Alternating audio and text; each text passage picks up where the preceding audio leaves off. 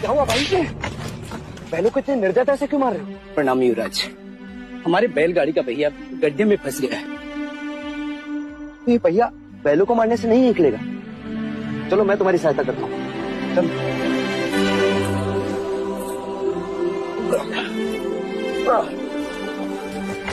रुक जाइए युवराज, ये आप क्या कर रहे हैं? सहायता। सहायता या पाप? पाप? कैसे पाप? क्या आप नहीं जानते ये एक शूद्र है और तुम ओछी जाति के युवराज को रोकते तक नहीं, दंडवत होके क्षमा मांगो युवराज से। ठहरो ठहरो, ये हमसे क्षमा क्यों मांगे? इसने आपको छूने का अपराध किया है। इसने मुझे नहीं, मैंने इसे छू। क्षमा युवराज, पहले इसने इस ब्राह्मण मार्ग में आने का अपराध किया है। कैसा अपराध?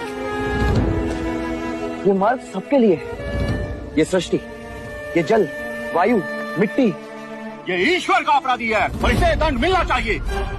उसी ईश्वर ने इसे बनाया है जिसने तुमको, और यदि ये ईश्वर का अपराधी है तो इसे ईश्वर ही दंडित करेगा। तुम होते कौन है इसे दंडित करने वाले? तुम केवल ब्राह्मण, अधिकारी नहीं। अधिकारी ईश्वर है। युवराज, हम इस सृष्टि पर ईश्वर का प्रतीक हैं, इस धरती पर भगवान का रूप है। केवल हम वेदांती पूजा पाठ कर्म से पुण्य के अधिकारी हैं, पुण्य के। यदि ये सत्य है तो कर लेते हैं तुम में और इसमें तुलना। इस धरती पर भगवान का प्रतीक इस फंसे हुए पहिए को बिना हाथ लगाए निकाल सकते हो? आप हमारा अपमान कर रहे हैं युवराज। अपमान तो आप इस मनुष्य का कर रहे हैं। बस बोलिए युवराज, आप धर्म पर विवाद कर रहे हैं, धर्म पर। मैं मनुष्यता को बचा रहा हूँ विप्र। विवाद धर्म पर नहीं, धर्म के नाम पर उठ रही घृणा पर।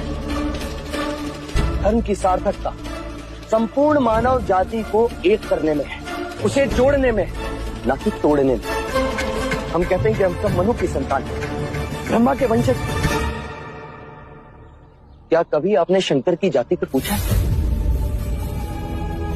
कभी आपने ब्रह्मा के गोत्र को पूछा है? या कभी विष्णु के वर्ण को पूछा है? जब हम एक मनु की संतान हैं, तो ये भी उतना ही ब्राह्मण है जितना कि तुम, और यदि नहीं तो तुम भी उतने ही शूद्र हो जितना कि ये। तुम कहा तो कि अब अछूत है? अरे अछूत हो तुम लोग, और ये तुम्हार पानी तू है ऐसा पानी पर जौन बनाई खाते नहीं बना। पढ़ करके लौटे थे ना डॉक्टर अंबेडकर।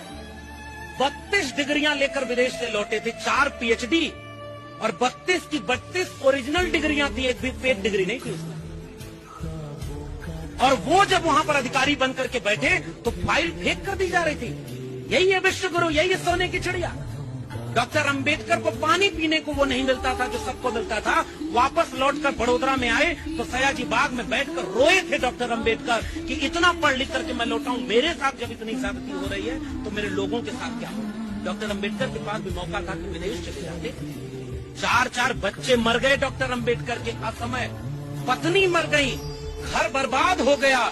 लेकिन डॉक्टर अंबेडकर सयाजी बाग में संकल्प लिए थे कि जब तक जाति व्यवस्था को खत्म नहीं कर दूंगा, इस भारत को नहीं छोड़ूंगा।